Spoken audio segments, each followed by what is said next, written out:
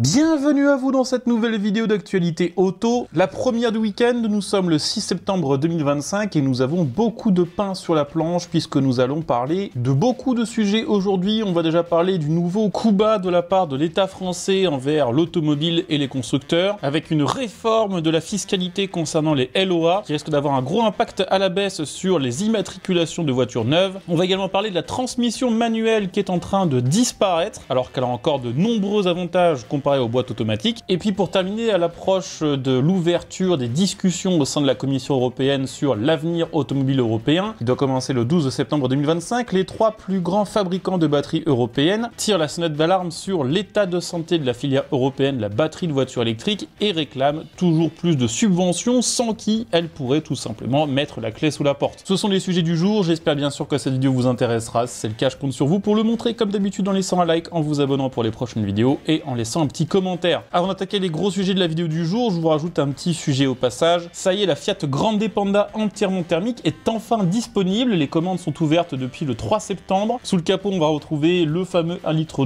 PureTech qui s'appelle maintenant 1 litre turbo, 3 cylindres de 100 chevaux, essence, couplé à une boîte manuelle à 6 rapports. C'est la version la plus simple et la plus économique de cette Grande Panda qui existe, qui peut-être, sait-on jamais, réussira à sauver ses ventes. Le prix d'appel est de 14 950 €, ce qui fait d'elle l'une des voitures les moins chères du marché. Il y a quand même un problème déjà, c'est que même la version la moins chère de cette Grande Panda reste plus chère que l'ancienne Panda qui est toujours à vendre chez Fiat, qui est plus ancienne, qui a déjà fait ses preuves et sur laquelle surtout on trouve d'autres moteurs plus fiables que le 1 litre PureTech. Même si on oublie ce problème, il y a quand même de fortes chances que ces deux modèles cannibalisent les ventes au sein de la marque Fiat. Je vous le disais, nous allons parler du nouveau coup de couteau dans le dos de la part de l'État français envers les constructeurs automobiles, puisque la France met en place une nouvelle règle imposée par les directives de la Commission européenne sur le crédit à la consommation, une règle qui sera appliquée à partir de novembre 2026 et qui va probablement tout changer en termes de financement automobile. Ce qui va changer avec cette nouvelle règle, c'est que la LOA, qui est l'un des modes de financement de véhicules les plus prisés en France ces dernières années, avec près de 80% des véhicules neufs achetés par des particuliers financés par des LOA, c'est gigantesque. Cette réforme veut faire en sorte que la LOA soit intégrée dans le champ d'application du TAEG, le fameux taux annuel effectif global, et que les véhicules écoulés via la LOA soient maintenant soumis au taux d'usure, comme ce serait le cas avec un véhicule financé via un crédit classique. Concrètement, ce que ça va changer avec cette réforme, c'est plutôt positif pour les clients d'ailleurs, pour nous, les automobilistes, c'est que avant cette nouvelle règle, le client qui allait contracter une LOA ne connaissait pas explicitement le coût global du crédit, les taux n'étaient pas affichés clairement. Avec cette réforme, ça va changer, la concession sera obligée d'écrire noir sur blanc combien va coûter le crédit, ce qui risque dans bien des cas de mettre en lumière le fait que les LOA coûtent beaucoup plus cher qu'un crédit classique. En moyenne, au total, quand on achète une voiture à l'issue de sa LOA, la moyenne des taux, même si elle n'est pas explicitement annoncée, est aux alentours des 9%, alors qu'en général, avec un crédit bancaire, on est aux alentours des 5,5%, voire moins dans certains cas. Ce que redoutent les concessionnaires et les constructeurs avec cette réforme, c'est que les clients se rendent compte de à quel point ils se sont fait pigeonner jusqu'ici avec la LOA et décident plutôt de se tourner vers une LLD qui aura une conséquence directe sur les finances des concessions et des constructeurs puisque la rémunération est souvent moins élevée pour une concession sur une LLD que sur une LOA, ou pire encore, ne se détournent plutôt vers les crédits bancaires moins chers qui apportent forcément moins d'argent et surtout moins longtemps à une concession que lorsque le véhicule est écoulé via une LOA. Là, les distributeurs ont vraiment trouvé une rente incroyablement rentable justement avec la LOA, ce qui leur permet dans bien des cas de contrebalancer un petit peu la perte des bénéfices engendrée par la baisse du nombre de voitures vendues chaque année en France. On rappelle que rien que cette année, c'est moins 7% comparé à 2024 et moins 22,3% comparé à 2019, si on regarde plus large.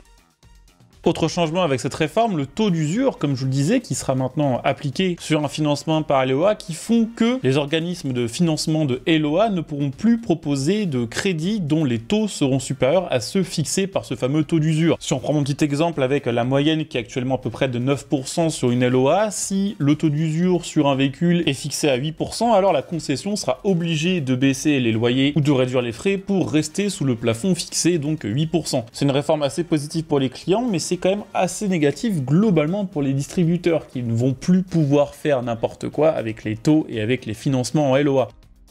Je voulais également vous parler un petit peu boîte de vitesse, puisque la boîte de vitesse manuelle est tout simplement en train de disparaître. Ça a été pendant longtemps le symbole de la simplicité mécanique et surtout d'économie. Et bien ce type de boîte de vitesse est en train de disparaître. On était dans les années 2000 à plus de 90% des voitures neuves qui étaient vendues en Europe avec une boîte manuelle. En 2024, ce chiffre est tombé à 29%. Alors bien sûr, c'est une moyenne, ça dépend vraiment des pays. En Espagne, c'est encore 41% des ventes. En Allemagne, c'est 18%. Si on regarde un petit peu en dehors de l'Europe, aux États-Unis par exemple, la boîte de vitesse manuelle ne représente que 0,8% des ventes. Alors la chute à ce déclin, elle est explicable par 3 facteurs. Le premier, c'est que c'est vrai que globalement, la boîte automatique, c'est quand même assez confortable pour les gens qui n'ont pas spécialement envie d'une voiture sportive ou d'avoir un lien particulier avec leur voiture. La boîte automatique suffit largement et est globalement plus reposante, plus confortable. Le deuxième facteur, c'est l'accessibilité, puisque autrefois, la boîte automatique était réservée plutôt au modèle haut de gamme. Maintenant, la plupart des modèles, y compris les plus bas de gamme, sont équipés de boîtes automatiques. Et puis surtout, le troisième facteur, c'est l'électrification. À l'heure actuelle, je crois qu'il n'existe aucune voiture électrique avec des boîtes manuelles, même si certains groupes comme Stellantis travaillent sur des boîtes manuelles pour électrique, notamment pour les tout-terrains. Et du côté des voitures hybrides, la très large majorité d'entre elles sont vendues en boîte automatique parce que ça permet de gérer automatiquement et surtout électroniquement l'alternance entre le thermique et l'électrique. C'est pas forcément une très bonne nouvelle parce que même si, je le disais tout à l'heure, la boîte automatique peut être perçue comme plus confortable dans certains cas, ça donne des voitures globalement plus complexes, des voitures qui sont en général un peu plus chères, qui sont aussi beaucoup plus chères à entretenir parce que changer un embrayage sur une boîte de vitesse, ça se fait en quelques heures à peine et en quelques centaines d'euros. Changer un convertisseur de couple ou une boîte auto à double embrayage, c'est beaucoup plus cher et beaucoup plus long. Et surtout, globalement, la boîte de vitesse manuelle permettait d'avoir des voitures plus légères, ce qui était quand même un sacré avantage à l'heure où on nous impose maintenant un malus au poids, où chaque kilo supplémentaire représente des dizaines d'euros de taxes à payer. Et souvent, les voitures manuelles étant plus légères, elles consomment également moins. C'est pas toujours vrai, mais c'est quand même le cas souvent. Donc beaucoup d'avantages qui vont disparaître avec la boîte de vitesse manuelle. Ça devient presque exceptionnel quand une marque dévoile un nouveau modèle avec une boîte de vitesse manuelle. Alors à vous de me dire en commentaire si vous êtes encore conducteur de manuel ou d'automatique, si votre prochaine sera automatique ou manuelle, de faire vos retours d'expérience en ce qui concerne la conduite avec ces différents modes de transmission. Je voulais également dans cette vidéo vous parler des fabricants de batteries européens de voitures électriques qui tirent la sonnette d'alarme. Dans quelques jours, le 12 septembre 2025, ce sera le début des discussions organisées par la Commission européenne sur l'avenir automobile européen. Alors c'est pas ça la Commission de Revoyeux, ça ce sera en 2026, là c'est une espèce de discussion préambule à tout ça, permettant d'écouter justement les revendications des différents constructeurs et différents grands industriels automobiles. Concernant cette grande discussion, les 3 plus grands fabricants de batteries européens, ACC, Verkor et PowerCo, on rappelle qu'avant c'était Northvolt, le numéro 1, mais qu'il a fait faillite, ces 3 entreprises appellent l'Union européenne à l'aide. Selon eux, sans soutien financier direct, la production locale de batteries ne pourra pas survivre face à la concurrence américaine et surtout chinoise. Alors que la Chine injecte des subventions massives dans leur production de batteries et de voitures électriques, plusieurs centaines de milliards de dollars,